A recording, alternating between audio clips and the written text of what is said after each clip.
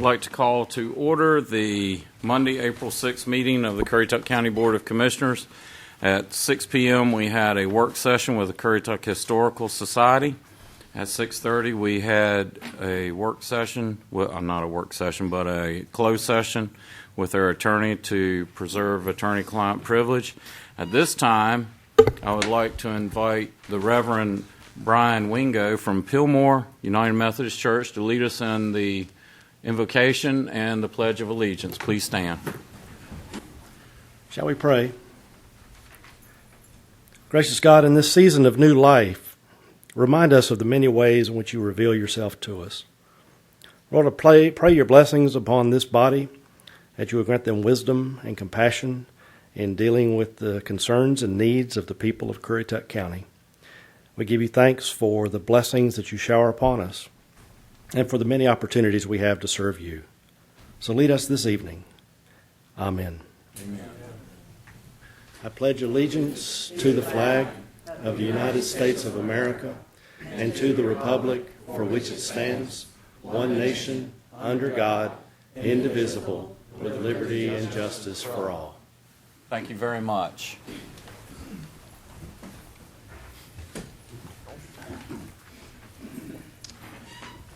At this time, I need a motion to approve the agenda. Mr. Chairman, I'd like to make a couple changes to the agenda. First of all, under old business, item A, I'd like to make a motion that we continue that item. Under new business, I'd like to add item A1 to be the resolution regarding the relationship between the County of Currituck and the Whalehead Preservation Trust and the Currituck Wildlife Museum, making the item A2, consideration and action to request that NCDOT perform a speed limit study on NC 12 in Corolla. I'll second that. Have any other additions or deletions? Hearing none, all those in favor, aye. Aye. Opposed, like sign. All right, I believe there are a few people here tonight concerning the ordinance amending Section 1063 of Chapter 10 of the Currituck County Code of Ordinances. That issue will be continued to a future meeting. I believe staff will be reaching out to the concerned entities to address those concerns, to bring back something to us in the future. And with that, we'll go to public comment.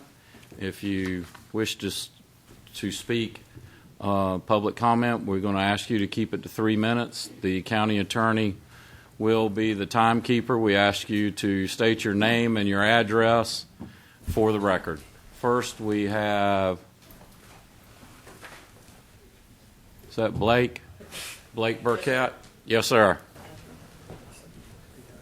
I guess I'm going to speak on continuing business here. Yes, sir. For the amendment. Anyway, my name is Blake Buchert. I'm Vice President, one of the owners of Oceanlac Rentals. We've had a business in Corolla Light since 1987. Sorry. We've got 2 locations now, a rental shop and a surf shop. It's located, we're about 200 yards from the Currituck County beaches in Corolla Light. And we do have a great working relationship with Corolla Light Resort and Currituck Club and all the PUD communities in Currituck, but we've got some serious concern about this amendment to this ordinance, 1063. 1063 was put into place for a reason, and that was to keep all non-county or emergency or emergency vehicles off the beach during the peak hours of summer, which is basically 7:30, as the ordinance reads, 7:30 in the morning until 5:30 in the evening. And why are we now changing that, going to amend that ordinance? It's worked out perfectly. Our businesses bend. All the other rental equipment businesses have bend on the Outer Banks to make it work. The wording of the amended ordinance we also have a problem with. It states delivery, placement, and pickup of recreational equipment, umbrellas and chairs, removal of solid waste. This allows management of PUD communities to operate an unrestricted rental equipment business on the beaches of Currituck County. This is unfair to our businesses and many like businesses like us by giving the PUD communities and their subcontractors, which are in fact a commercial entity, an unfair advantage in this business operation. We also think you're going to open up Pandora's box and a can of worms here if you start allowing some PUD communities to have vehicle access on the beach. Other PUD communities are going to come right up, and pretty much all communities, resorts, are all going to want to have a vehicle on the beach. And how you guys can enforce all that, I don't know. There's also zero definition of motor vehicle in this ordinance amendment. It could be a dump truck, box truck, pickup truck, single-person ATV. How many vehicles can be on the beach that these PUD community management people can use on the beach for business purposes? We've got our own beach umbrella setup service, and we conduct weddings on the beaches of Currituck County. We've got surf and SUP lessons on the beaches in Currituck County, all kinds of recreational activities and rentals going on the beaches of Currituck County. And we have bent to 1063. All last summer we bent. We changed our operations on what we did. We did them earlier, we did them later, and we made it work for us because I think it's a good ordinance to keep the vehicles off the beach. Business to business, and this amendment to 263 is totally unfair to us, and I think the only way to enforce this is to have all the vehicles off the beach during the hours like the amendment reads. I don't know how you're going to enforce things with some PUD communities having a vehicle on the beach, what type of vehicle, and what operations they're allowed to do on the beach. I think it's going to be a total headache for the sheriff's department. They had a hard enough time keeping them off the beach this summer. Please vote no on this or table it, and we'll see if we can hopefully work out the details on this thing so it can be fair to all. Having said all this, like I said, we got a great relationship with Corolla Light. We've been in that PUD community, operating the business for a long time. We really have no problem with them having, a single-person ATV-type vehicle on the beach to help out with their beach and umbrella service only. And we will have a problem if, they want to attach a trailer to that and start lugging kayaks and surfboards and all kinds of activities going up and down the beach. We will have a problem with that. So we've been to this ordinance, and I think it's a good one. Thank you very much. Thank Chairman, you. one question. Yes, sir. One question. You said you had the franchise with Corolla Light. I'm sorry? You said you had the franchise with No, Corolla what Light. we did, Corolla Light contracted out to another entity, Eric Hoffman, and he did the beach concession umbrellas and chair service on Corolla Light beaches. Did you not have it at one time, though? A long time ago. Yes, sir. Yes, we did. And we did it without a motorized vehicle at that time. Okay, thank you. Next, Jeff Carver.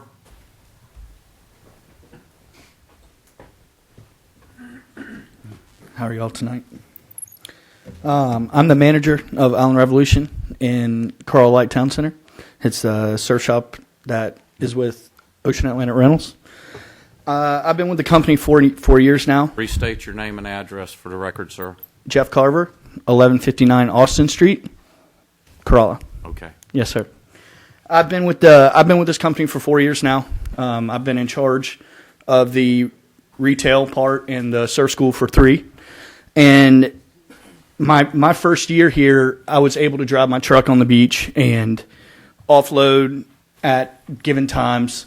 And there were times where it was very dangerous when I was driving in Corolla Light. There's a lot of people on the beach there. So the last year when the sheriff came up to me and said we're going to be implementing these times from 6 until 7:30, I told my surf instructors, hey guys, we got to get the boards on the beach, get what you need out there, and then get the truck off the beach by 7:30. I adjusted my surf lesson times, the stand-up paddleboard lesson times, and it all worked well. I'm also a active member in the Surf Rider Foundation, and for all surf riders, a clean beach is a good beach. So less impact of driving on a heavily surfed part of the beach is beneficial for all surfers itself. And on the other hand, it would be great if I could have a big old 4-wheel drive truck with surf lessons put all over it and let it park there and run my operations out of there for the whole day. But if only one truck's allowed to do that and I'm not, that just poses an unfair advantage for that other company. So thank you, guys. Thank you. Chris Mark.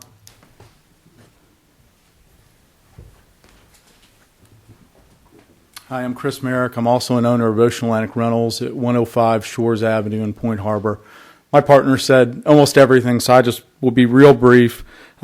We did participate in helping with the beach concession business at Corolla Light for years. 20 years we worked on that. And I just want to give you the insight that having an ATV there really helps with the manpower issue. But having a pickup truck in our business right now with an iPad in it is a store. So I don't know how to enforce business not being done on our beaches, which I understand is against the law, when that larger vehicle with a cab really encompasses us to do business right now with just very little technology and a cash drawer. So I wanted to ask you to consider that. Thank you. Thank you. Ms. Doris Flora?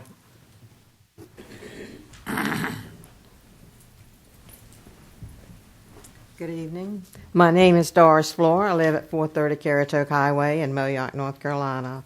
About 4 weeks ago, I came and I talked to the chairman, Mr. O'Neill, Mr. Griggs, Mr. Idlet, I believe was here, and Mr. Hall. I talked to them about the senior center parking. I have been there since the day that it was really compacted. There was a lot going on in around all the buildings and facilities that would be parking in that area at that time. But I've gone back and I have looked and I see that the parking area on the side of the senior center facing the senior center is marked handicapped. And it goes to approximately the walkway. On the other side of the ditch, there is several parking areas that have not been designated as a handicap parking. I have been told that they've talked about this before, some of the citizens, and so they asked me to come and see if I could have any influence with anybody to see if maybe we could help out somewhat in helping the seniors. Thank the good Lord, I haven't reached the handicapped area yet, but I do have respect for this. And when we go anywhere, we will not park in a handicapped zone, even if there's 50 of them and we have to walk a quarter of a mile. Frank and I just won't do that because one day we may need that. And we'd like to see if anything has been done or said in respect to the request that I talked to you about 4 weeks ago. Yes, ma'am. Mr. Scanlon, can you give us an update? I sure can. Ms. Flora, after you met with the commissioners, they approached me with your concern about, at the time, my understanding was perhaps people parking or dominating the handicap parking spaces in front of the senior center so that the seniors did not have parking. I've been out there and discussed this with Stacy, the senior center director, to see what we can do to better monitor and to assure ourselves better that the spaces are being available and left available for the seniors. So we've had talk with our staff. Is it my understanding tonight you're asking that perhaps we go back and look and see if additional spaces can be signed as handicap parking? It seems like I'm asking that. Is that what you're asking too? No, well, I'm stating a fact that on the other side of the ditch, which, is very close in proximity, there are approximately 2 or 3 spaces that are not designated, and that's right across from the senior center, across the ditch. Okay. And that was the reason I was asking. That wasn't one of the original things that was brought to my attention. But if you're asking, can we go out and investigate those spaces to see if they meet the width and the requirements to be handicapped? If we could go out there and consider making additional spots by signing those, that's something we certainly can look at doing. In addition to, I've already been out and talking to the staff there about how the space is being utilized now. Okay, I appreciate that. I have some citizens here with me. I don't know if they want to say anything or not. Ms. Flora, I can Thank you so I can much. tell you that Mr. Scanlon will go out and we'll look at those additional spots. Okay. And one of the things we discussed was could we put senior center handicap parking, so to make sure we designate that a certain number are senior center handicap parking, then the YMCA would have its own handicap parking and the extension center. So we did discuss that. We didn't not listen to you because we know better. Well, I So- appreciate all you've done and all the help that you can give these people, because we do have a number of people that are limited on walking ability, as well as some really severe handicaps, and so we appreciate it, and thanks a lot for your, Government moves slow. I know. Spin fast and move slow. Thanks a But lot. we're working on it. Thank you. Is that all? No, we still got a couple more. Jeff Shields. Good evening, Commissioners, Manager, staff. My name is Jeff Shields, and my business, Seaside Management, is at 6365 North Croatan Highway in Kitty Hawk. We have a management company that manages homeowners associations up and down the Outer Banks. We have an opportunity to manage not only the individual homeowners, but also the rental companies, not the rental companies, but the rental folks that are coming in, as well as interface with a lot of the tourists during the summer months. We are responsible and manage the safety of the common properties in each of those communities. And I'm here tonight to voice opposition to the proposed ordinance amending Chapter 10, Section 1063 on behalf of Pine Island Property Owners Association. Pine Island respectfully requests that the proposed ordinance not be approved tonight, and we know now that it's being tabled. Pine Island requests that the board, and it sounds like that's what's going to happen, direct staff to study the effects of traffic and overcrowding on the beach south of Corolla prior to implementing any changes in this ordinance. Specifically, we're concerned about the language in the ordinance allowing vehicular traffic immediately north of Pine Island. The current ordinance does not allow vehicles used in the foreshore for commercial activity.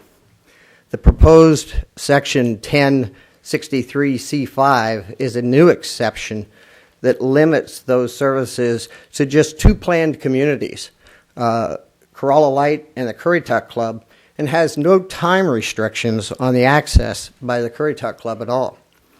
The issue is very important to Pine Island.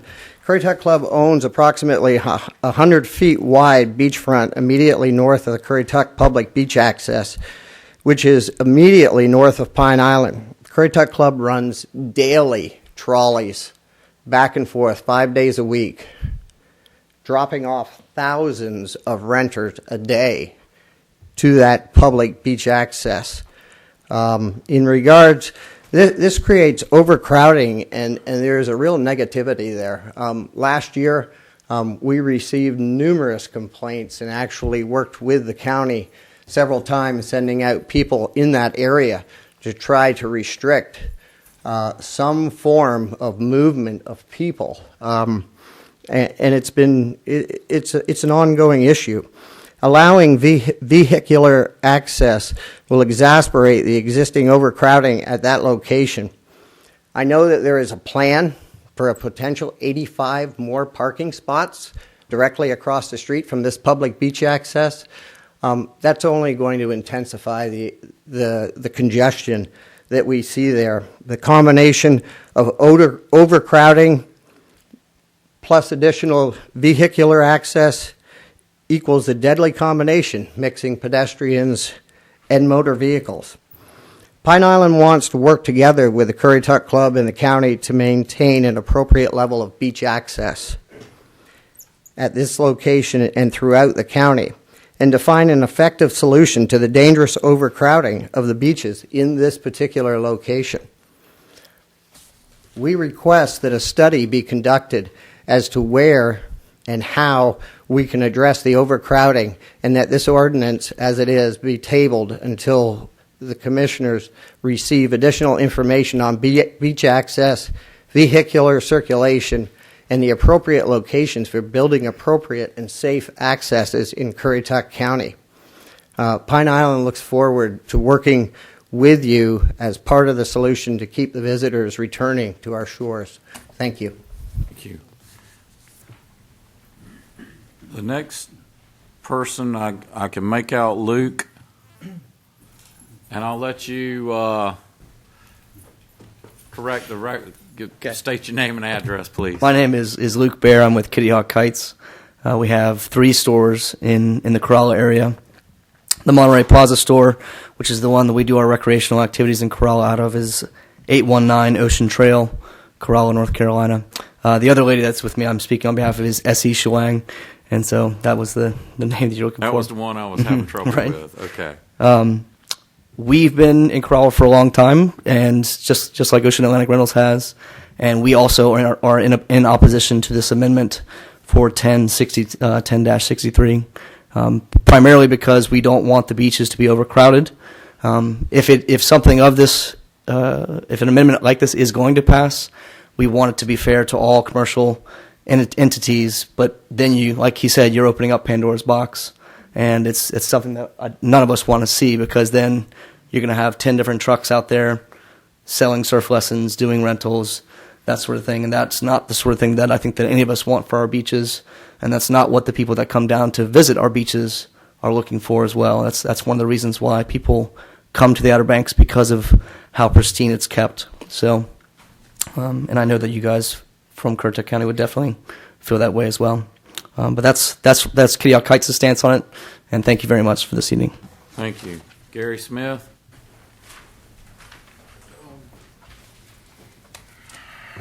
It's a pleasure to address you, ladies and gentlemen. First, I want to address, I sent out last night and this morning some suggestive changing to the amendment. Please restate your name and address for the record. Okay. Am I talking on the mic? Sorry about that. Gary Michael Smith. I own Corolla Surf Shop Corporation. I live at 1123 Currituck Road in Corolla. For those that you that don't know me, I've had Corolla Surf Shop since 1996. We've been there for 19 years. And gentlemen, I know that we have talked over the weekend, but there's a lot of stuff that I do not agree with you on. So I'm just, rather than, I'll look you right in the eye and tell you that. Okay. I'm also on the Government Affairs Board. If we don't do a good job of taking care of our customers, somebody else will. The major issue that the Governmental Affairs Committee has is a public relations problem, and that is that people have trouble getting down here. And the county's been working on that, and I've been getting some emails on that, and I think we're on the right direction changing that. I think, and I had a chance to speak to Bob from Corolla Light. I think the design of this and the wording on this is both the Currituck Club and Corolla Light, not to speak for them, are just trying to take care of the customers. I think the way that it's their goal is to keep a cleaner beach, and they're driving on the beach now anyway. They're just trying to make it legal. So I feel like we're blowing this up a little bit bigger than it really is, and that's how I feel about that. The letter that I sent to Mr. Commissioner O'Neill last night was, I'd like to make some changes, if we could, or suggest some changes in the words, the use of a motor vehicle in support of a surfing competition consisting of competitors under the ages of 18, age located near the beach access road at the eastern end of Corolla Village Road, was struck out. I'd like to see if we could put that wording back in again. I hold 2 surf contests a year up there. Having a truck on the beach is critically important to pulling off that event. I would also like to add wording in there that says, quote, an ATV may be used during daylight hours by surf schools whose commercial entities maintain a base of operation within the county. The area of operation of ATV would be allowed within 200 yards north of the Corolla Village Road. The use of the ATV would only be for the support of the surf instructors, the transportation of surf-related equipment, supplies, first aid equipment, and other activities for surf instructors. The ATV cannot be used for any other commercial purpose or use of the ATV must adhere to all existing laws already enforced by Currituck County. Basically, what I like to do, as spoke last night on Saturday to Commissioner O'Neill. I used the ATV about 4 or 5 times last year in emergency situations, taking surf students that had heat prostration, get them off the beach and over to the new bathhouse to help take care of them. So, any questions about that?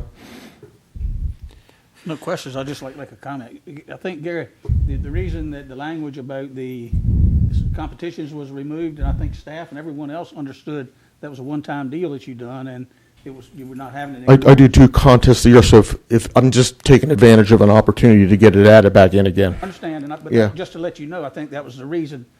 I mean, I didn't ask for it to be removed, but I Oh, think no. that was the reason that it got removed. As I hear, I knew it was a technicality is what it was, if I'm right about that. and that's all. I just wanted to clarify that. Yeah, okay. Okay. As we said, we've continued this to take some more comment and staff work.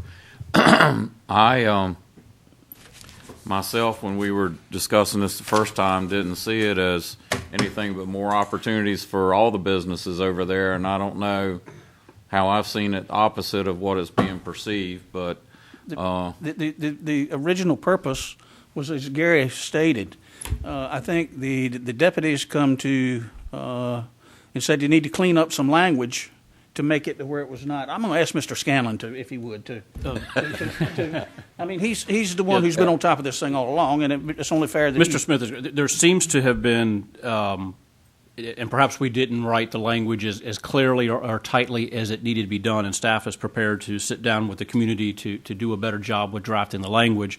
But we were approached by initially law enforcement.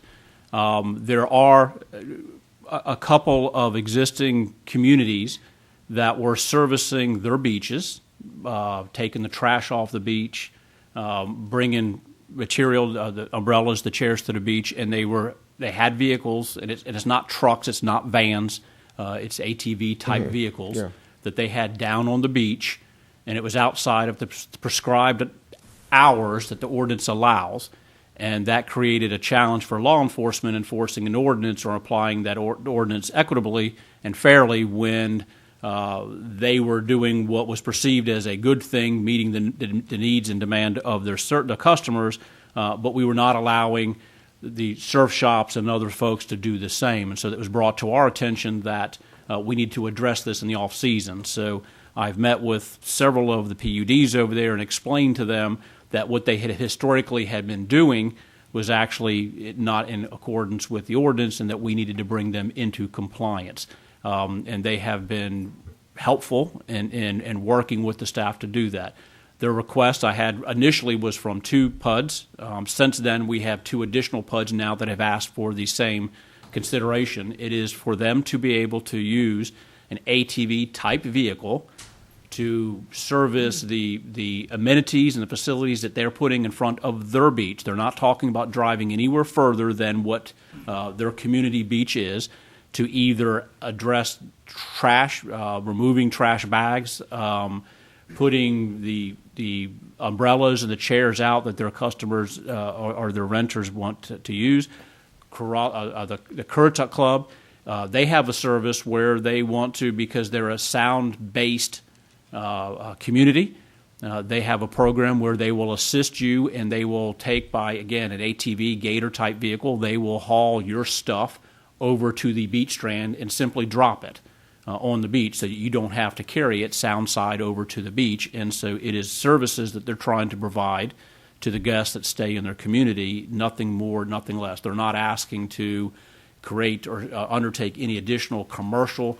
We're not envisioning vans out there that have panel trucks that have rentals inside of it. We're not talking about rental. You still have an ordinance that precludes commercial activity from occurring on the beach, and that's in place. And so there are protections to prevent that kind of activity from growing beyond what the original intent is. But the intent of this language that was brought to you at your last meeting was to allow at least these 2 communities. Now we've been approached by two more, so to have these 4 communities to be able to put an ATV-type vehicle on the beach to address the things on their beach strand that need to be addressed to provide the service to the customers that are staying in their community. And that's the intent behind the ordinance change. I know I've gone over time. I apologize. I think giving clear guidance to the sheriff's department, because they literally showed up uninvited in my personal property and gave me what for about the ordinance. And so having being able to clarify the whole issue about ATV, I think, is very critical. And the sheriff's department will understand that whatever we're doing on the beach is not for personal use. This is how all of us make our living, and so anything that helps facilitate that. And then on the other hand, I do say I don't want a big truck on the beach selling Kool-Aid and ice and everything off of there with a big sign and lights and everything. That's not the intent of that. But anyway, It's actually prohibited. it's prohibited. Yeah. So Well, the only thing I will say is we're not the only beach on the coast of the United States of America. We can't keep inviting people to the beach and then tell them, stay in your cottage, we don't want you on the beach. Yep. So if we continue down that path, then they're going to skip Corolla and keep on going south or go north. So people want some type of amenities, and if any of the PUDs want to participate, I'm sure they're welcome to participate, and rental incomes keep those people paying their mortgages. So with that, I'm going to close the public hearing. Okay. I would just like to offer condolences to the Lambertson family. I'm not sure if you all are aware, but Joyce Lambertson, the wife of Roger Lambertson and mother of Wayne Lambertson, who is one of our deputies, passed away on Wednesday, and her funeral services are on Wednesday at 2 o'clock at Twyford Funeral Home, and the family will meet for viewing tomorrow night at Twyford from 7 to 8:30. So just keep the family in your prayers. Roger was a longtime employee with Currituck, and Wayne is a current deputy. So just our thoughts and prayers go out to the Lambertson family. Thank you. Anyone else? Okay, with that, we're going to move to the first public hearing. PB 1432 Tucker's Cove, request for a preliminary plat use permit for a 25-lot residential major subdivision on property in Moyock, located along the north side of Tulls Creek Road and across from Lou Sawyer Road, tax map 39, parcel 13, Crawford Township. Anyone that wishes to speak in favor or in opposition to this request needs to come forward now and be sworn in. Okay, do you swear to tell the truth, the whole truth, and nothing but the truth, so help you God? I do. Thank you. Mr. Woody.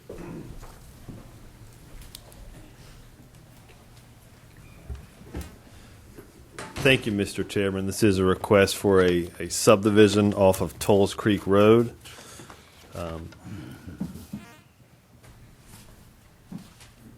can see there on the aerial photograph the approximate location of the development. It's at the north end of Lou Sawyer Road, across the street from that. Property is approximately 50 acres. It's currently designated as rural in the 2006 land use plan. And you can see, again, it's got limited service on either side of it. And the zoning of the property is SFM, which is single family mainland. The owner of the property and developer are proposing a conventional subdivision. In our SFM district, conventional subdivisions have a minimum lot size of 40,000 square feet and a minimum open space requirement of 30% of the site. Total tract is 50 acres. Excuse me, approximately 46 acres of that is proposed for the major subdivision. A little less than an acre is CAMA Public Trust Area, which in other words means it's underwater. And 3.08 acres is a residual lot or parcel of land that's not part of this subdivision and not a lot of record. Now, one thing I want to point out is on this particular subdivision plan, you can see 5 areas or lots that are cross-hatched. And I think you can see those on the screen. Those areas are about 4.59 acres. They are future lots that were not suitable from the health department, so basically those won't perk for on-site wastewater. So those 5 lots are not part of this preliminary plat approval. At some point in the future, if they are able to be classified as suitable for development by the health department, those would come back to you as kind of a phase 2 of this preliminary plat. Again, the open space is 30%. They're proposing 13.88 acres. 13.8 acres of open space is required. They're proposing 13.9 acres of open space, so they've proposed a little more than required. This is subject to the required park area dedication or fee or payment in lieu. They are moving forward with a payment in lieu. Staff supports that. The Park and Recreation and park area payment is $6,216.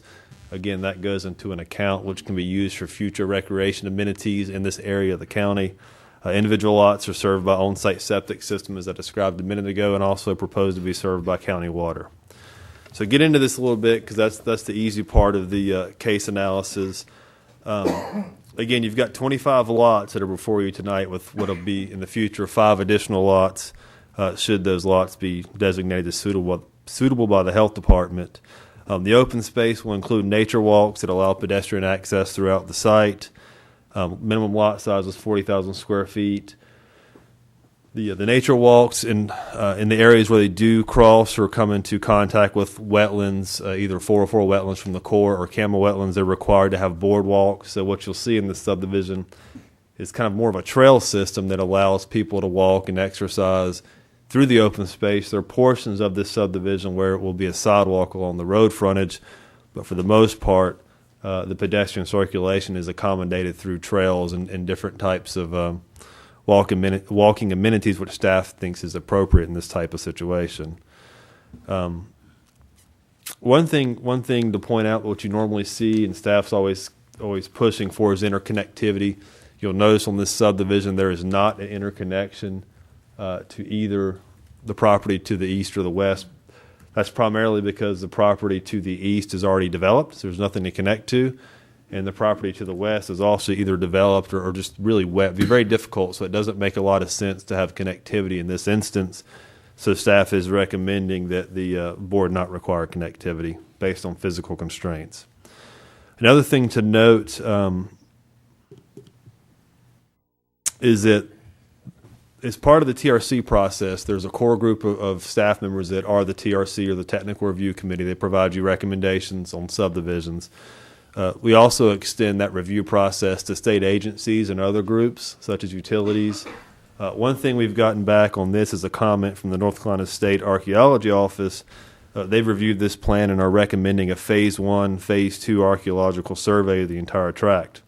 And what that does is it requires the applicant or the owner would hire an archaeologist or a firm to come out, do a Phase 1 study, which is essentially digging holes sporadically throughout the site to determine if there's any archaeological artifacts or items or anything of significance. We found that a lot of times along Tolls Creek Road and even down in the lower part of the county along Idlet Road, there are ridges there that had settlements years past, and oftentimes there can be artifacts that can be found. There's a couple of sites along those ridges that are on the National Register of Historic Places because of their archaeological value. So what staff has typically done in the past is we've asked the applicants to conduct the Phase 1, which can be an expensive study, but to conduct the Phase 1 before it comes to this board for preliminary plat approval. So when you consider the preliminary plat, you've got the findings or the results from the Phase 1 study to then put that into your approval process. Tonight, one thing that and staff is recommending again that the Phase 1 be conducted before the Board of Commissioners approves this preliminary plat. I'll note the applicant tonight is requesting that the board allow the archaeological study, the Phase 1, to be conducted as a condition of approval. So that's one thing you'll need to consider as you work through this subdivision plan tonight. This is a use permit, so in addition to looking for consistency of the subdivision plan with the UDO, you also, as a board, will need to make the 4 findings of fact. Staff has provided suggesting findings for those. Based on the evidence submitted to this point, we think that the board can make those findings in the affirmative. That evidence is not subject to testimony you'll hear tonight.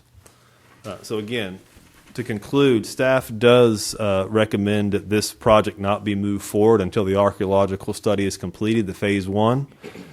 In the event the board does decide to approve this and move it forward, the staff would request that a condition be added that the Phase 1 archaeological study be completed in accordance with the best practices of the North Carolina State Archaeology Office. A couple other things I want to note, too, as far as conditions if the board decides to move this forward. The parcel identified as Tract 2, containing 3 acres, should be noted with it's not a legal lot of record. That can be made a legal lot of record at some point in the future, but for the purposes of tonight in this plan, it is not. In order to provide safe and efficient pedestrian access, all lots that contain a sidewalk. Staff's recommending that there be a front setback of 50 feet. And I'll give you the context for that. What we're finding is a lot of times on the sidewalks that are on the streets, you've got the road bed, then there's a swell, and the sidewalk goes behind the swell. And what we're beginning to see is that with the sidewalk behind the swell, it pushes the sidewalk almost into the middle of the front yard of these houses. So if you've seen some of the subdivisions where there are sidewalks and lot line swells on the roads, you'll find that a lot of times that the sidewalk actually go in between two parked cars in the driveway, which really isn't ideal. So staff's recommending that in these instances where there are sidewalks, that the house meet a greater setback from the road to get the house pushed back from the sidewalk. All boardwalks located in 404 wetlands be elevated, and all boardwalks located in the undisturbed buffer areas be constructed of pervious materials. Again, those are the recommendations that staff would ask you to include should you move this project forward. Planning Board heard this request at their March meeting. They did recommend approval, unanimous approval. They added one condition that the site triangle area on the west side of Tilden Court be amended from 10 by 70 to 10 foot to all corners of the property line of the subdivision. The Planning Board recommendation did, in fact, include allowing the Phase 1 archaeological study as a condition of approval. And with that, I can answer any questions you have. Questions for Mr. Woody? 40,000 square feet. Now, is that 1 acre? Exactly how much is that?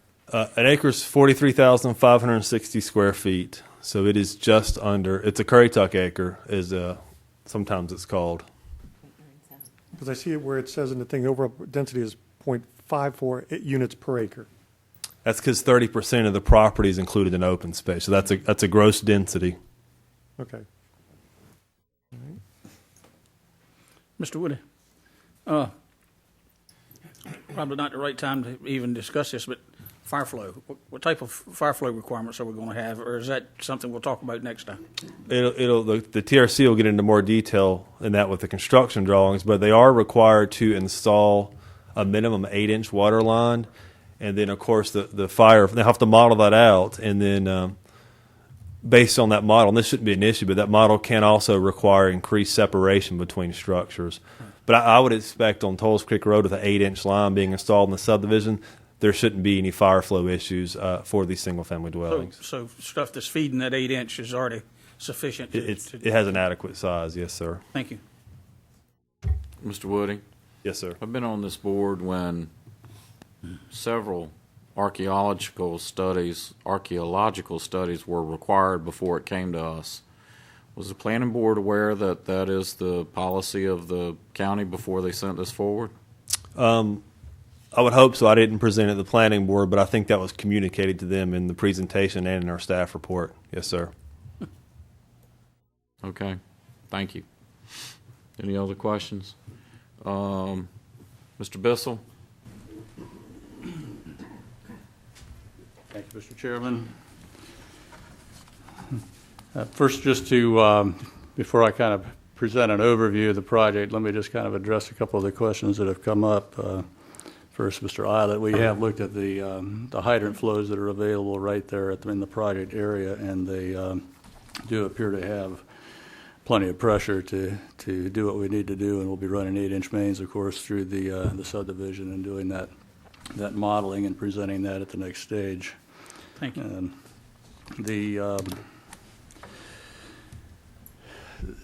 The archaeological study, we have actually, in my recollection, done it both before and after the preliminary plat.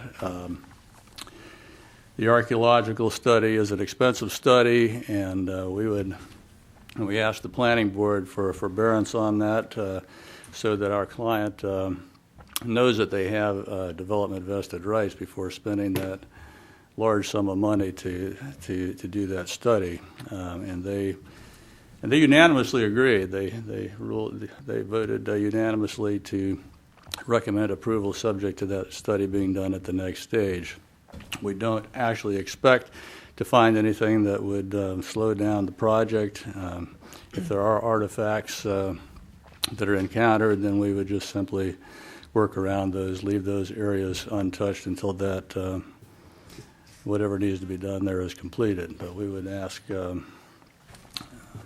that you allow the developer to move forward with the construction phase, subject to that study being done prior to the construction plans being submitted for review. It's a, as Mr. Woody stated, we're proposing 25 lots. It is a beautiful tract of land.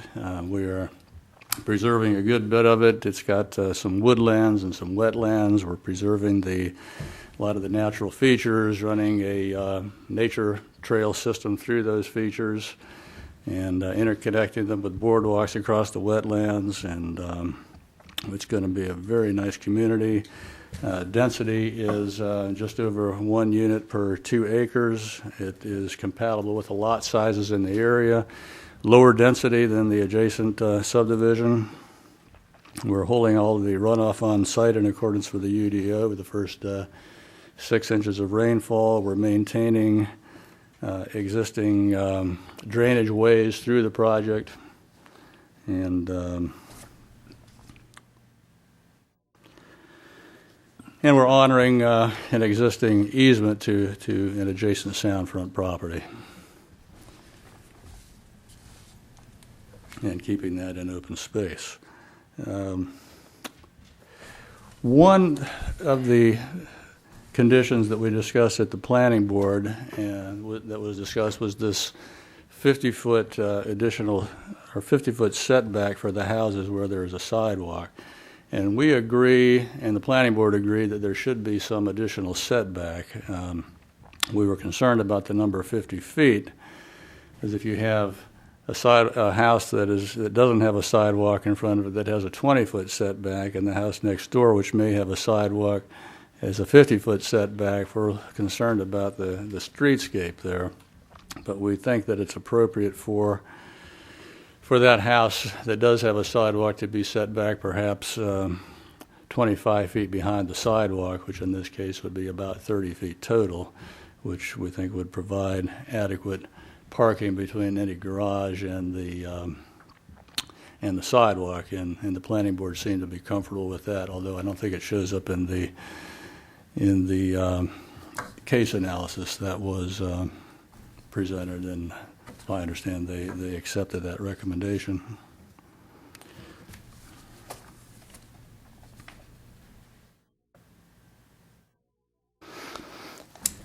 Anyway, as I said, the planning board did unanimously recommend approval of this request as we presented it, and I would be happy to answer any questions that you all have.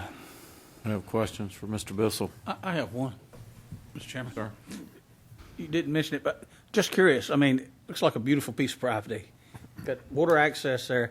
What type of amenity, or is there any amenities that's going to be offered as far as water access to people with interior lots? I mean, are you going to have like a public water access area or ramps or there is a public water access area that is right there on the northwest corner of the site. There's about 100 and some foot area there that's in open space that's on the sound there.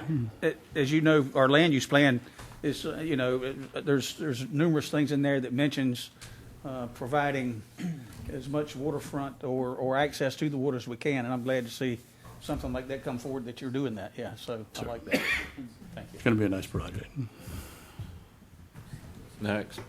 Mr. Bissell, I have to ask you, when did staff let you know this archaeological study had to be done? At the TRC meeting, that's when the comments came from the state archives people requesting that study, and we had some discussion about it then, and there was discussion it was my understanding that staff was softer on it than what's come out in the case analysis, that it had really been done both ways in the past. Let me ask you a question. How do we know what we're approving if we don't know what the study shows?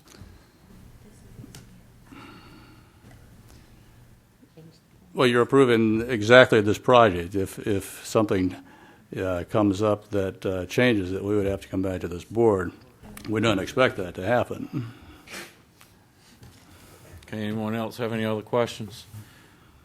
Just like you have some concern about that. I think generally we've always, since I've been on the board, anytime that's. We have. I have a question. To the east, you see the neighborhood has two ways in and out. I mean, you decided to have one way in and out. Is there a reason why you didn't decide to have two ways? For safety reasons, getting fire trucks, mail trucks? It's the configuration of the land and the wetlands that surround the developable area that really preclude being able to come out without doing having a major wetland impact, where we would have to do a crossing of a significant wetland slough in order to connect those roads back out. And then the second thing is the width of the roads. There's always the state minimum, and then there's always the safety factor of liking a little bit wider. For getting vehicles in and out, trucks passing on the side. And I use, for lack of another analogy, Eagle Creek. Very narrow roads, it'd be great to have them a little bit wider. Is your neighborhood looking at wider roads for safety reasons? They are 45-foot right-of-way and 20-foot pavement, but the swales I don't think will be as significant as what you see at Eagle Creek. And of course, the roads are shorter. There's only 25 lots and not a whole lot of traffic, so I don't think it'll be a problem. Thank you. Sir, you signed up, but I didn't get your name, so if you'd like to speak, please. Thank you. I'm Ned Williams, but no, I'll defer to Mr. Bissell. Okay. There's some reason for me to speak specifically. Okay, thank you. And Ms. Morgan, you had signed up? Or Mark, do you have anything else to share? Just that on the other archaeological studies that we've done, the artifacts that have shown up have not impacted development. And as I stated, if for some reason there's a particular area of the site that needs further study, we'll just work around that area and hold those lots back at the final plat stage. All right, thank you.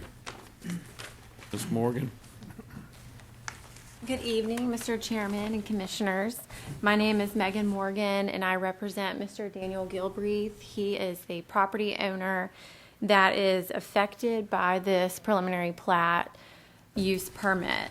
And I believe that you have a copy in your agenda packet of a survey that was done. And Mr. Gilbreath, he maintains an easement, excuse me, and this easement, he gains access to his residential property. And according to this plat, the proposed subdivision will encroach upon this easement. There are some places where it's about a foot, some places it's over 3 feet. And I think that's his concern, is the easement issue. And I think until that easement issue is resolved, he's going to be opposed to this preliminary plat use permit. Also, in addition to the easement issue, there is a ditch that is connected to this proposed Lot 8 that is adjacent to his property. And so I think he's concerned about some drainage there, and because that's where all the water goes now. Ms. Morgan, can I Yes, get sir. Mr. Woody to point his property to us? Mr. Gilbert's property is right here.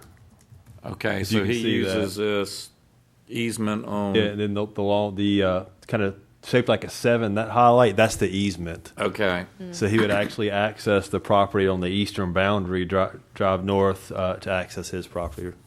That easement actually accesses 3 properties. So Mr. Gilbert's just one of 3. Yes, and Okay. his main concern is that this subdivision will encroach upon his easement and may impair his access to his residential property where he lives. So that's his main concern, is that. And then some of the drainage issues that the ditch, these lots may encroach upon the ditch that's already existing. So some of the drainage may end up going onto his lot after these lots are put in. So that's also a concern for him. I think that's about it. Yes. All right, has staff discussed this easement issue? I mean, where do we,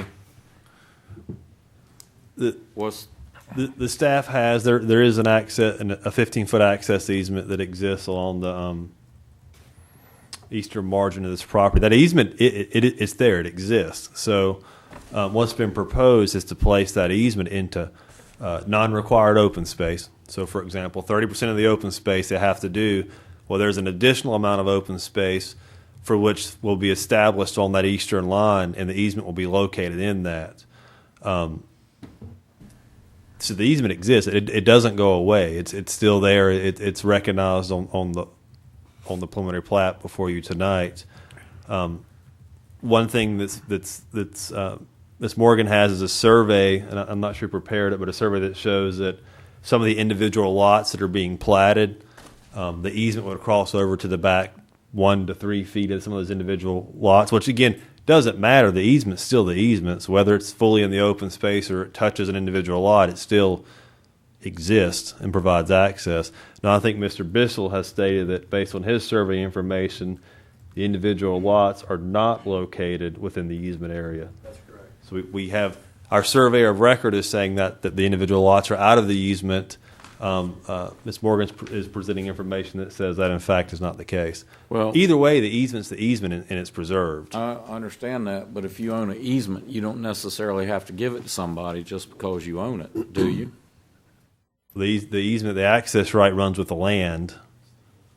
It's deeded, that's correct. But I mean, so they can have access to the easement, and they can use part of it as a lot line? That's typically what happens is if when it encroaches on an easement, then someone else feels they're empowered to take that part of that easement, and first thing you know, you've got a quagmire mess. I've been involved in that before. So, although the owner of the underlying lot would not have the right or ability to block or inhibit the full use of the easement by Mr. Gilreath and others that have a right to it.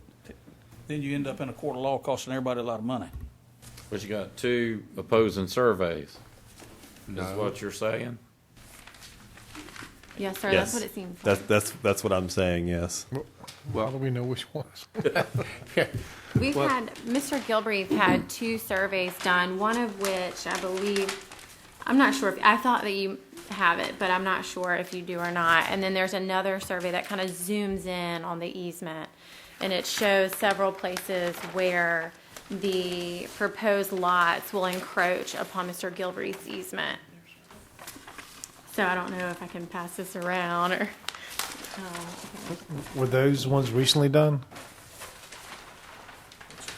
Were those recently done, that survey?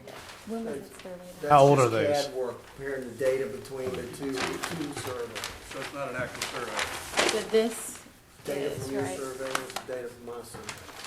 There's my survey. And then this is another survey. Yes, sir. What are we looking at? Is this a survey or is it? A CAD drawing comparing the two. Okay, and just as a question, what would be your proposed remedy relative to the encroachment? Because I'm getting a little confused here because staff says that the right-of-way is there. It's a deeded right-of-way. Mm-hmm. Then it indicates that there's now an existence of a survey that tends to question that. Would that be a boundary dispute, or is it questioning the existence of the right-of-way, or what is the survey It's having this, an issue with? Right. The survey is showing where it's going to encroach upon the easement. And Mr. Gilbreath's concern is that it may impair his access to his residential property if it encroaches as much as these surveys show, or the CAD report, that one there. And then this is another survey that is kind of zoomed out. It's a little bit harder to see. I don't know if that answers your question, but I think his concern is his ability to use this easement that he owns right now in his right-of-way to his residential property. And again, what would be the sought after remedy? Right. I think just relocating those lots slightly so they don't encroach upon his easement, or reducing the amount that it encroaches. I think the highest amount that you'll see on there is 3.6 feet. So reducing that or just getting rid of it altogether is what we're seeking. So I think once the easement issues are resolved, Mr. Gilbreath will be opposed to the proposed plat. So we have another survey. Mr. Vizzle's got one that recently was done showing it a different boundary. Is that I believe what I'm hearing? So. And if I could, again, the easement doesn't change; it exists, and obviously, from a land records and enforcement standpoint, it's probably a lot easier if the easement exists wholly in the open space. So Mr. Gilreath doesn't have to worry about his easement crossing 6 or 7 different properties. I don't disagree with that. But I'll note to the board that the surveyor and the design professional of record who has sealed and submitted these plans is telling us that these individual lots that are being created are in fact not encroaching in the easement. So I'll give you that piece of information as you consider this. I'll just say if they're not encroaching, that's one thing. But if they are encroaching, it makes the water mighty muddy. And it's down the road for the easement. I mean, the property is owned, I assume, by Mr. Bissell's client. Probably That's owns correct. the parcel. That's correct. This gentleman has an easement for him and his assigns or whatever to be able to use that parcel unencumbered. Yes. As long as he so desires to do. And the problem comes if it runs into that, and these lot lines runs out into that easement, well, you're going to get people that are going to move there, and, well, I own that. That's mine. And this gentleman's going to come and start down there one day, and then you're going to have an argument between someone who knows no better and this gentleman who has been using that road for some time. And to me, it just needs to be clean. That's my thought. And If it's clean, that's great. And the board may want to ask Mr. Bissell that or question him on this topic. Yeah, Ms. Brothers, can we have Mr. Bissell? Can I see that, please? Yes. This one, which is the same version.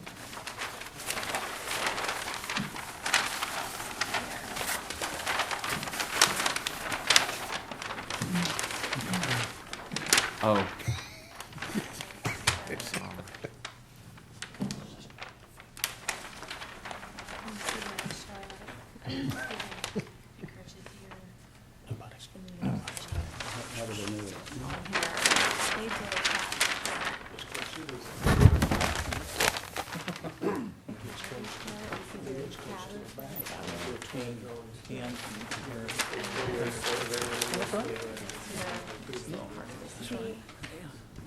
Make it clean and be done with it.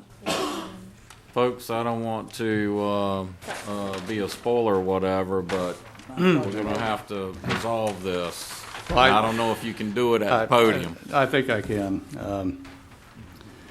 What we're comparing here is an exhibit that is not a survey, and we're comparing that to an actual survey. And it says right here that it's an easement exhibit, not a survey. This is based, what we submitted was based on an actual survey. The easement states that it's 15 feet along the existing access. So we actually surveyed the existing access and showed that on this plat. We designed the lots so that they abutted that easement rather than encroaching onto it. And we submitted that evidence at the planning board meeting as part of the record. And staff and the planning board seemed to be satisfied that we had demonstrated that the easement had been honored.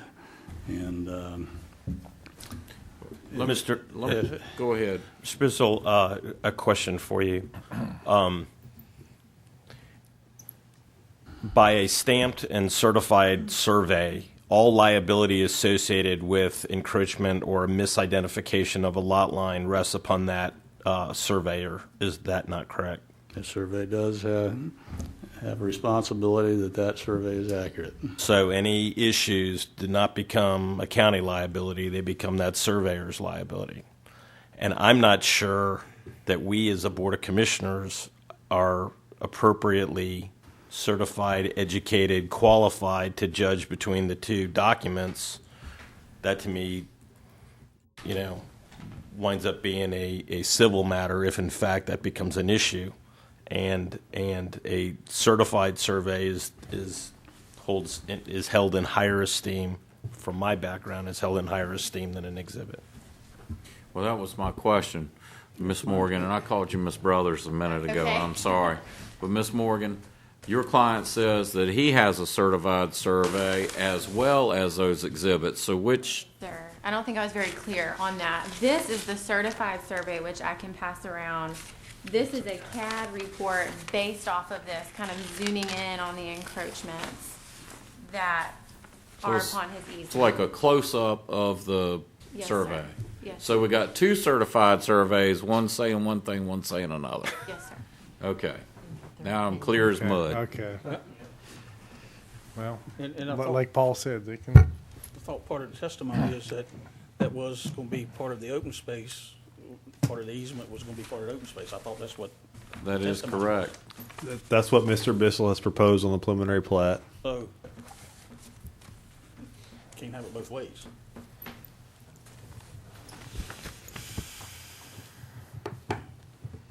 All right. We have two opposing surveys, so do you have anything else to add to any of the record? I don't, Mr. Chairman. Do you, Mr. Bissell? Yes, sir. Other than, we will make sure that the lots do not encroach into the recorded easement. Board members, I'm going to close the public hearing and ask for a motion. Mr. Chairman, a couple of concerns I always have is, we're looking to be consistent here on the board with what we do in our community and approval process. But also, I have walked many shorelines, especially in the Isle of Poplar Branch area, and I have come across burial sites, artifacts, and I'm going to make a motion. I like to move that we deny PB 1432 because it does not meet the following: the reference findings, reasons for the case studies, plus also I feel that we need to go ahead and do the Phase 1 archaeological survey first, as we require. All right, we have a motion from Mr. Payment. I'll second it. I have a second. Discussion? Yes, sir. I would just ask if you would to also include, if you would, in your motion, if you'd be so kind, that they clarify and work this lot line or easement deal out and get it figured out, so when it does come forward again, that's no longer a question. And yes, I will amend that to make sure we have the surveys clarified when it's brought before. Will you second his amendment? Yes. Okay, we have a motion and a second. Is that proper, Mr. McCree? Yes, it is, Mr. Chairman. Have any further discussion? Hearing none, all those in favor of the motion, aye. Aye. Opposed? Motion carries. So I guess the applicant would need to complete the archaeological survey per the county's requirements, and then they could come back, Mr. Woody? They can. There may be a timeline on their ability to come back, though. That's what I'm looking at. Would the board be willing to consider tabling the request until those requirements are met? If with the motion for denial passing, no application proposing the same or similar development on all or part of the same land shall be submitted within 1 year after the date of denial, unless the decision-making body waives this time limit in accordance with. There's a couple of, so basically by denying it, they can't come back for a year. You can waive that year if there is substantial change in circumstances relevant to the issues or facts considered during your review. Chair will accept a motion to waive that requirement if they get the archaeological survey done and clear the lot lines. If somebody will make that motion. I'll make that motion. I'll Have a second. motion, second. Any further discussion? All in favor, aye. Aye. Aye. Thank you. Okay, thank you. Next item's new business is item A1, resolution regarding the relationship between the County of Currituck and the Whalehead Preservation Trust and the Currituck Wildlife Museum. Mr. Chairman, you actually have under new business A, which is a request from the Corolla Civic Association that the Board of Commissioners support a petition to. I made that. She moved That's this A. ahead I of moved that to that. the second. This was moved ahead of that. Okay, so we stated the agenda item. Mr. Chairman, I have a resolution that I believe would be appropriate to read into the record and then would move for its adoption by this board. Okay. If that's Is your that correct? If that's your preference. Resolution regarding the relationship between the County of Currituck and the Whalehead Preservation Trust and the Currituck Wildlife Museum. Whereas on November 16th, 1992, the Currituck County Board of Commissioners initiated the organization and creation of the Whalehead Preservation Trust and the Currituck Wildlife Museum. And whereas on May 3rd, 1993, the Whalehead Preservation Trust and the Currituck Wildlife Museum, the trust, was incorporated as a nonprofit corporation under the laws of the state of North Carolina. And whereas the trust was created to facilitate the renovation and furnishing of the Whalehead Clubhouse, development of a wildlife museum featuring the county's waterfowl heritage, and development of the surrounding grounds into a destination park, to solicit and receive contributions and donations for the trust and wildlife museum, to purchase and receive museum pieces and artifacts for the Trust and Wildlife Museum, to purchase and maintain offices, buildings, and rooms for the storage and display of museum pieces and artifacts for the Wildlife Museum, and to make expenditures and to take action for the benefit of the museum. And whereas, since its creation, the Trust has worked diligently to complete its mission, and in doing so has returned the Whalehead Clubhouse to its original splendor and created a popular park and public gathering space in the heart of Corolla. And whereas, having accomplished its mission, the Trust is looking to other opportunities, having expressed its intent to facilitate public educational opportunities, support economic development activities within historic Corolla Village, and the renovation and interpretation of watercraft integral to the county's waterfowl and hunting club heritage. And whereas the county, with appreciation for the Trust's work, is prepared to operate and manage its Whalehead Club facilities in historic Corolla Park. And whereas the Currituck County Board of Commissioners finds that for the foregoing and other sufficient reasons, it is appropriate to end the license agreement between the county and trust dated March 7th, 2013, so that each party is free to pursue opportunities and function in a manner that is more appropriate and suitable to each party. And whereas, according to the Currituck County Board of Commissioners, encourages the trust to accept as its new mission the acquisition, renovation, interpretation, and public display of watercraft integral to the county's waterfowl and hunting heritage, including the location of a facility in which to educate the public on the county's grand tradition and history.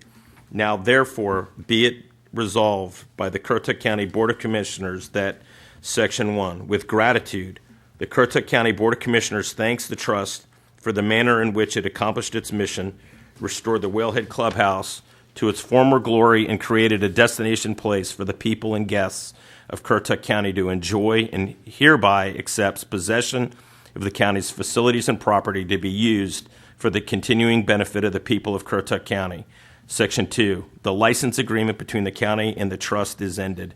Section 3, the trust is encouraged to accept as a new mission the acquisition, renovation, interpretation, and public display of watercraft integral to the county's waterfowl and hunting heritage, including the location of a facility in which to educate the public on the county's grand tradition and history. Section 4, this resolution is effective immediately upon its adopted the 6th day of April, 2015. I will second that if he's set that into a motion. I have a motion and a second to adopt. Do we have any further conversation? Hearing none, all those in favor of the resolution signify by saying aye. Aye. Aye. Opposed? Motion carries. Next item is item A2, consideration and action to request that NCDOT perform a speed limit study of NC12 in Corolla. Mr. Scanlon? Mr. Chairman, apologize for jumping the gun on that one, but you have a request from the Corolla Civic Association asking the Board of Commissioners to support their request that would ultimately go to NCDOT for them to perform a traffic study on NC12 in Corolla to lower the speed limit. I think last year before the season, DOT went in and dropped the speed limit on a section of NC12 to 35, and now the community is asking that they look at the entire length of NC12, and it would require this board to support that effort for DOT to undertake that study. I have a motion for approval. So moved. Second. Any further discussion? Hearing none, all those in favor, aye. Aye. Aye. Opposed, like sign. Next item is an ordinance of the Currituck County Board of Commissioners amending Chapter 2, Article L, II of the Currituck County Code of Ordinances by adding a new division, 3, Fire and Emergency Services Advisory Board. Mr. Manager. I believe the attorney is actually going to handle this one. I'll present that. Mr. Barrister. As directed by the board at your retreat, this ordinance was drafted to recreate the Fire and EMS Advisory Board. I'll lead you right into the ordinance and go over it briefly. Going to line 21 on page 1, which is section 2-121 in the composition of the board. The board will be composed of 5 members. 2 will be members of a volunteer fire department from within the county. One member shall be the county emergency medical services director. 1 member shall be a member of the board of commissioners, and 1 member shall be a public member who is a resident of the county. Going on to line 27 and the section related to the appointments and terms of members, the board will be appointed as you appoint all other advisory boards. I would also note that in line 31 there is extra language that should be stricken, that being advisory board economic development. That's a carryover from another draft. Going on to the next page, page 2, line 1 is a section related to the compensation of members. Like your other boards, this provides that the members of this board should be paid a sum per meeting as established by the Board of Commissioners in your fee schedule that you adopt yearly. Going on to line 6, the section related to removal of members. As with all your other boards, these members serve at your pleasure, and you have the right to remove any member appointed to the board at will and appoint a replacement member. Going on to line 9, the duties are laid out for the Fire and Emergency Medical Services Advisory Board, and you are charging them with the following: to review and make recommendations on volunteer fire department budget requests, review and make recommendations on capital improvement project budget requests, develop and implement volunteer firefighter retention and recruitment programs, make recommendations to this board for improvement to the fire protection and emergency medical services system, and to investigate, study, and make recommendations to the Board of Commissioners on any matter referred to the Fire and Emergency Medical Services Board by this body. Going to line 19, the section provides for the board to function as an advisory board to you, and that you will receive and consider recommendations made to you by this advisory board. Going on to line 24, the advisory board has the authority to elect its chair and vice chair for its meetings and functions, and any other officers it may be deemed necessary for its orderly conduct of business. And then going on to line 28, like your other advisory boards, it establishes that this advisory board shall hold a meeting at least quarterly at hours that may be fixed by the advisory board, that special meetings may be called upon call of the chairman 48 hours in advance, that a copy of the minutes of the meetings from this board shall be sent to the county manager, and that, of course, this board shall conduct all its meetings in accordance with the open meetings law. That, simply put, is the ordinance that creates your Fire and Emergency Medical Services Advisory Board. Mr. Chairman, I would like to add that this is consistent with and based on the recommendation of a system-wide study that the Board of Commissioners endorsed several years ago, the VFIS study. They recommended creating this 5-member board, and what's in front of you tonight is, again, consistent with and based on that recommendation. Several months ago. Several months ago. Several years. I have Okay. one question, Mr. Chairman. Yes, sir. Go ahead. Were you going to say something? Go ahead. No, you'll probably say it. Just having served on the previous Fire and Emergency Services Advisory Board, one of the things that was in the legislation before is that if you were an active employee with the county, you could not serve on these boards or on that board. I hope that we have taken that out this time, simply because we eliminated a whole lot of good, talented people just because they were EMS employees. They could not sit on the advisory board just because of that. It makes no sense to me at all. And I would hope that if, I don't know, I haven't read it. There's no such provision Good deal. in this, It was in this in the other proposed one. ordinance. Good deal. Thank you, sir. I would also like to just add to this, it says that meet at least quarterly. When they initially get up and running, they're going to need to meet monthly. Yes. To try to get caught up and get going until they get some wind under their wings.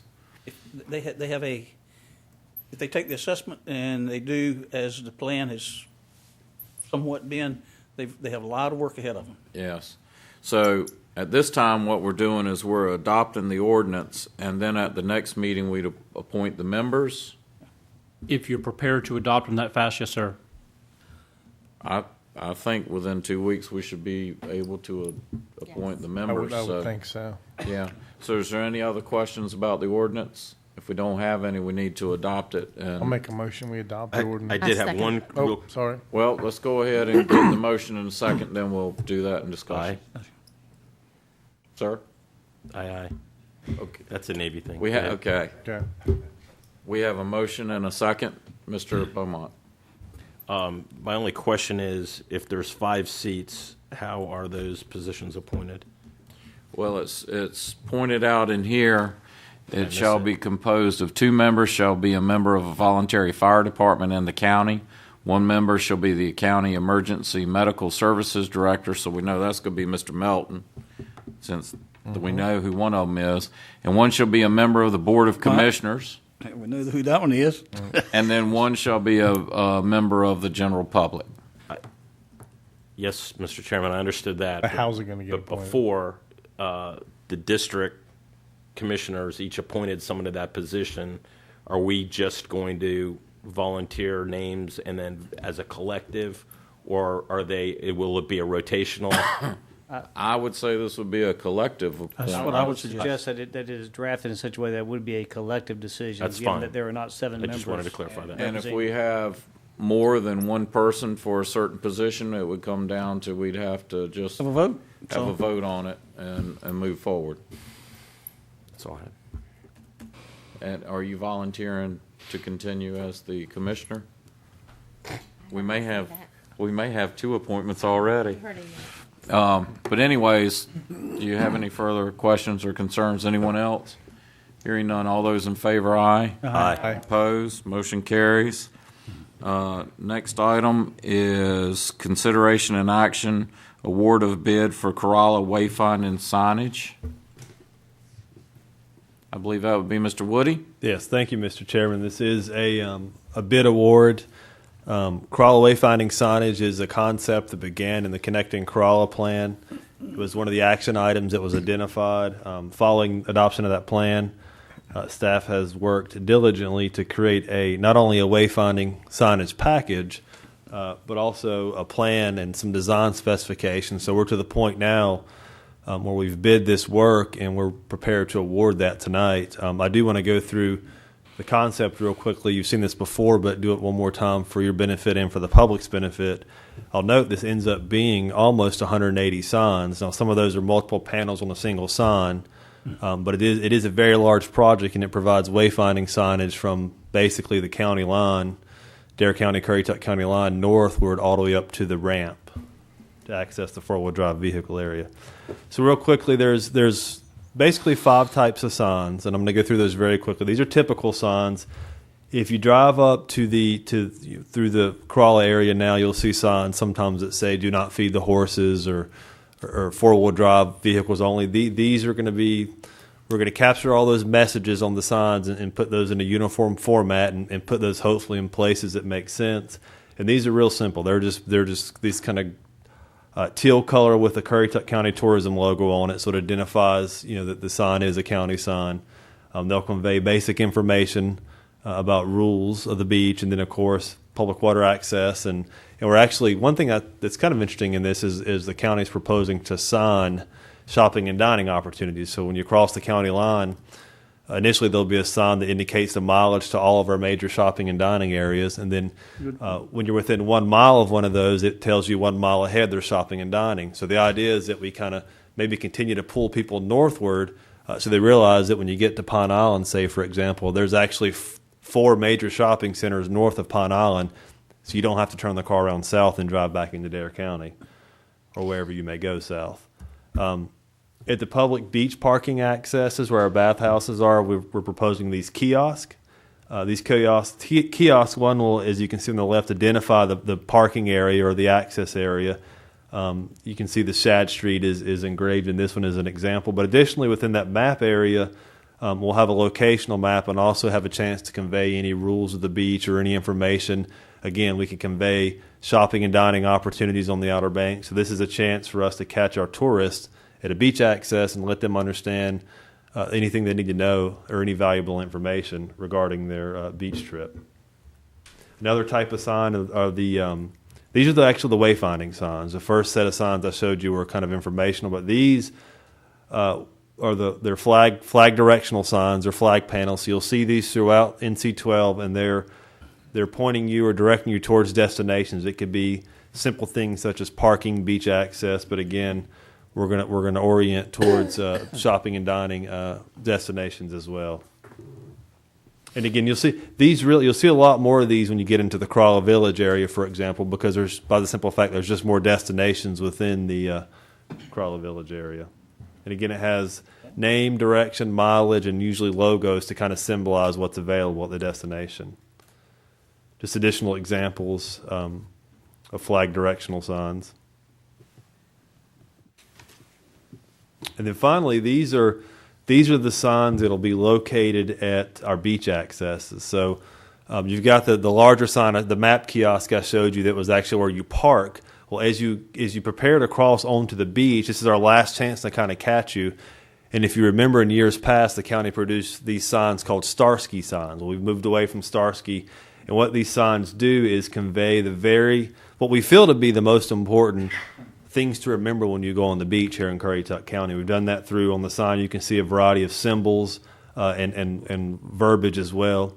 In the past, the county's done these signs that have rules and regulations, but they have too many words, they're too small, the text is. So we think we're conveying just the critical information on this signage. Again, the part of the sign you can see where you see the words and the symbols, that faces parallel to the road. So when you walk up to the access as a pedestrian, you'll see that wider panel. If you're driving, you see the narrower panel. That's the profile of the sign. So if you're driving on Corolla or Lighthouse Road, for example, you'll see Tuna Beach Access on the profile of the sign. So as a driver, you'll be able to see the identity of the access, and when you park and get out, as you walk towards the access, you'll see the face of the sign, which will convey the information to you. And finally, these are signs that just identify the access points. So again, you'll see a Shad Street attached to the actual railing. So at this point, you should know you're at the Shad Street access. But what's interesting about this plan is on the beach side, you can see we're also proposing to have an access sign on the beach. So once you're on the beach and you walk a half a mile north or south, and you can't remember where your access was, hopefully this signage will help you understand that. One is to find your way off the beach. Two is to convey locational information to emergency service responders. So we feel like this signage package is thorough, covers a lot of information. It was a formal purchasing contract. In North Carolina, any contract valued at more than $90,000 has to go through the formal bid process. This did. Bids were open on March 12th, 2015. Our lowest bidder was Poblocki Sign Company. They're out of Raleigh, North Carolina. They do these type of projects for municipalities and done a lot of wayfinding signage for the Research Triangle Park in Raleigh. The initial low bid was $214,000, which exceeded our budget. We have negotiated that down to $169,956.63, which we think more than covers the wayfinding signage needs of the Outer Banks for Currituck County, and we're recommending approval of this contract tonight. And I can answer any questions you have. A couple quick questions. This is part of the Connecting Corolla that was done with how many public meetings?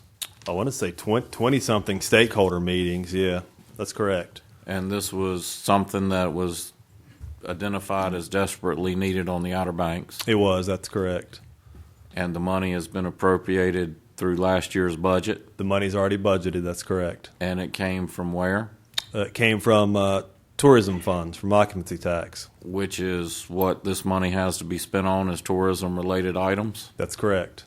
I have no further questions. Mr. Chairman, I would just like to say for the Wayfinding Committee, good job.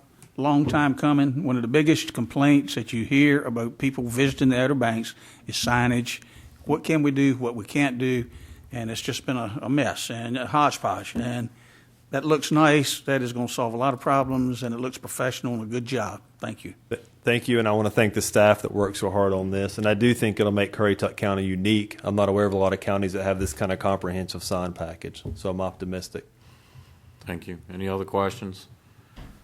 Hearing none, we need a motion to approve. Mr. Chairman, I'll make a motion to approve the wayfinding sign I'll package. second that motion. I have a motion to approve. Second. Any further discussion?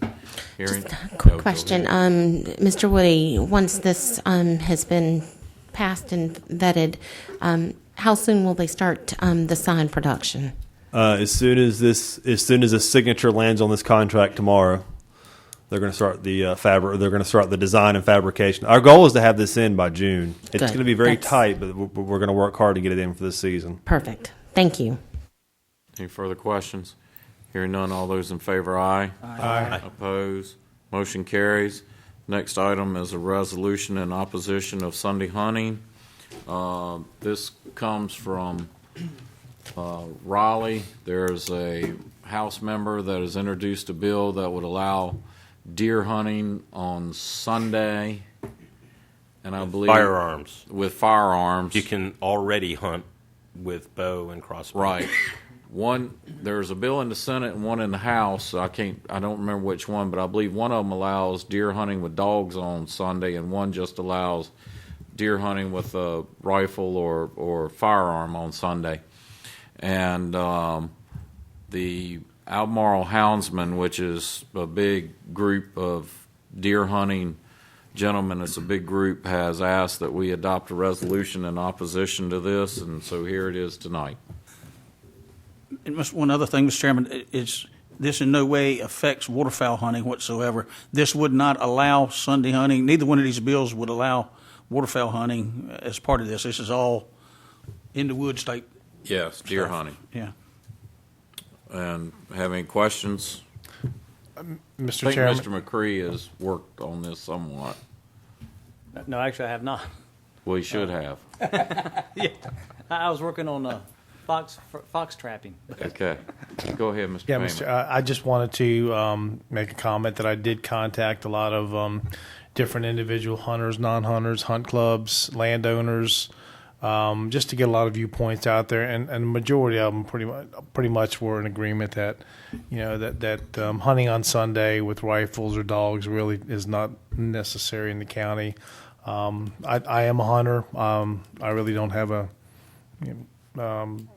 urge or anything to hunt on a Sunday, and I know a lot of clubs, even if it's approved, they vote usually not to hunt on Sunday anyway. So I just wanted to clarify, and Mr. Beaumont has done that yeah, there already is a law in place that you can hunt on Sunday, but it's with crossbows and bows.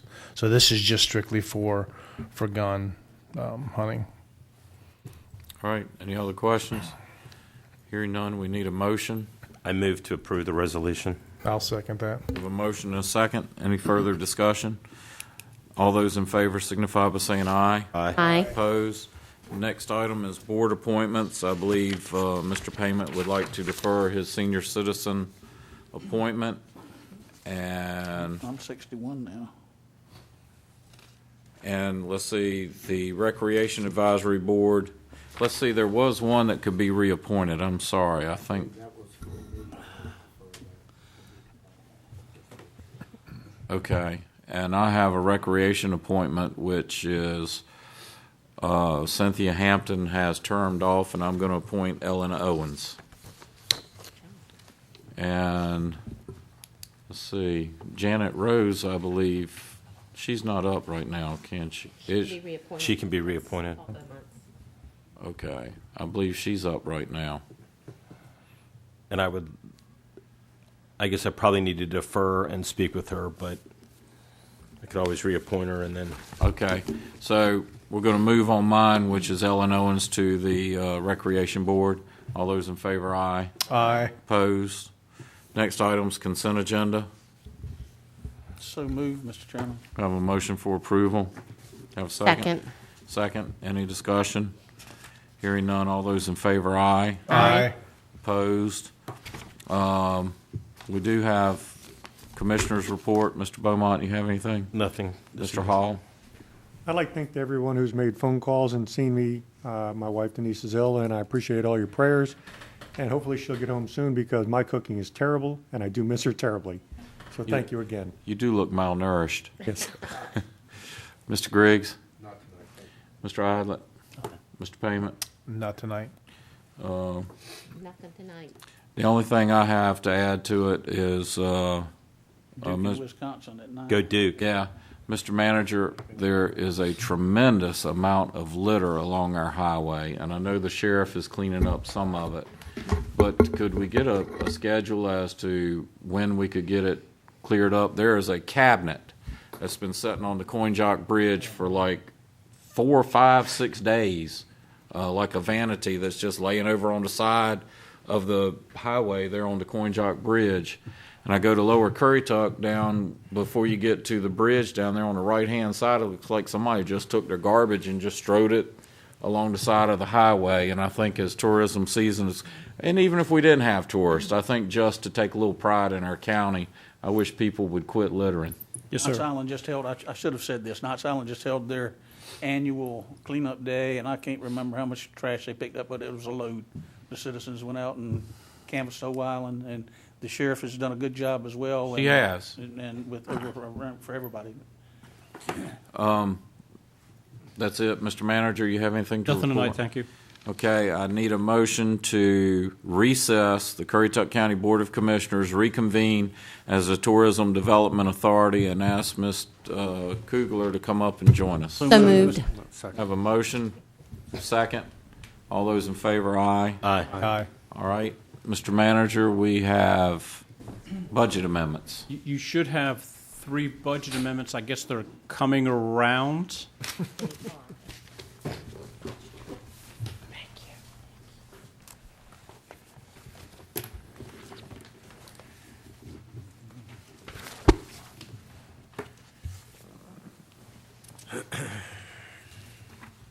And Duke starts playing in about 20 minutes here. And while those are coming around, I would like to recognize that Ms. Kugler has joined us. She is a non-voting member of the TDA, and she has been asked when the TDA does meet, she should be, considering she's part of the board, she should be in attendance when they meet, and she's joined us today. She's also the Director of Tourism and can be happy to answer any questions that you have that I cannot handle. What you have in front of you is 3 budget amendments. The first one is to move money out of supplies into capital outlay so that we can replace the trash receptacles for the Corolla Visitor Center.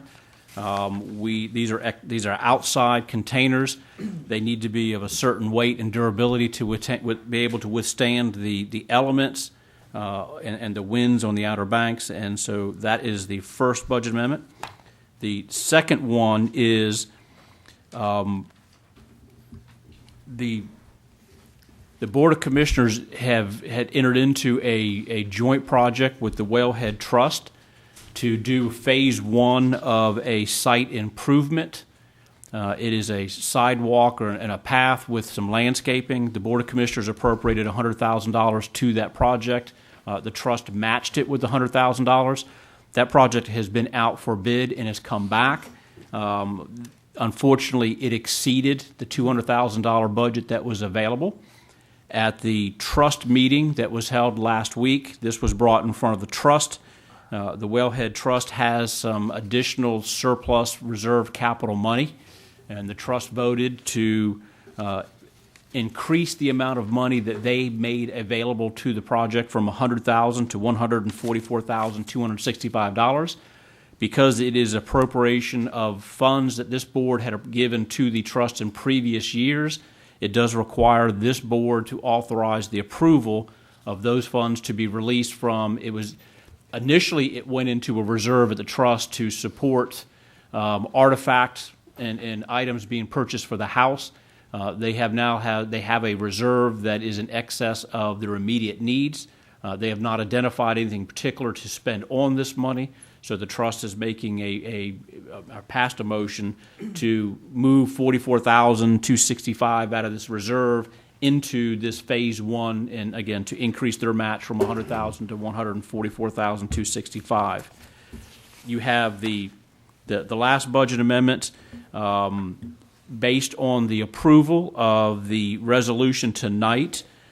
We do not have a budget and have not established a budget for the operation of the building and grounds, and the finance department has put together what we would consider at this moment just a temporary or preliminary budget to allow us to immediately start paying the bills that are necessary to keep the facility operating. When we have an opportunity to develop something more thorough, we'll be bringing that back to you for your consideration. This is basically moving the remaining of the monies for this year that would have naturally been transferred to the trust into an operating budget to operate the grounds.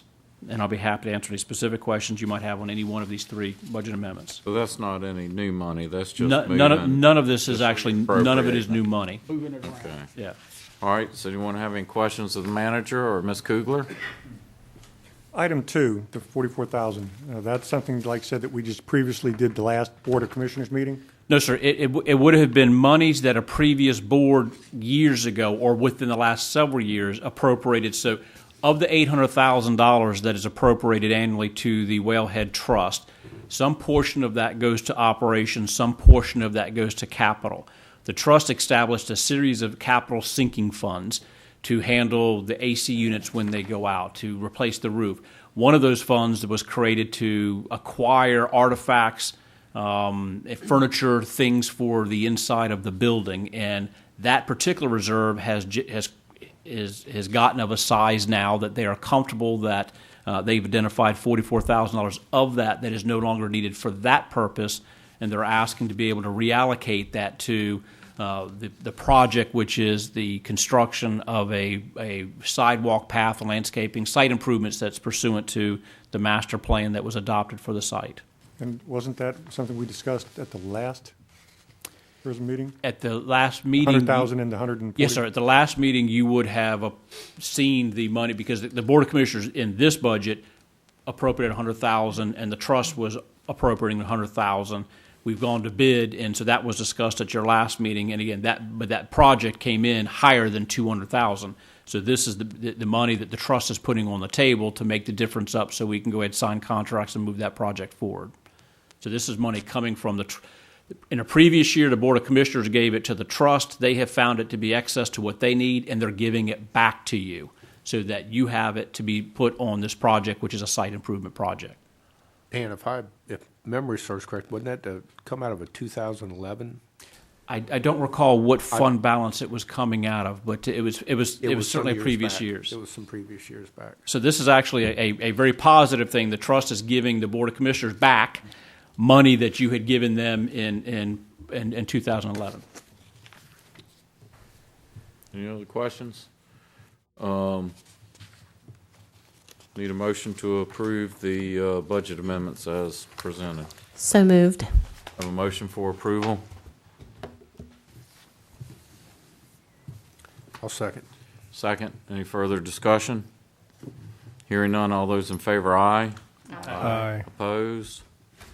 Motion carries. I need a motion to adjourn the Tourism Development Authority, reconvene as the Currituck County Board of Commissioners, and make a motion to go into closed session pursuant to GS 143-318.11A3 to consult with the county's attorney and to preserve the attorney-client privilege regarding the matters entitled Swan Beach Corolla LLC versus Currituck County and Coastland Corporation versus Currituck County. So moved. We have a motion. We have a second. Second. All in favor, aye. Aye. Aye. All opposed, motion carries.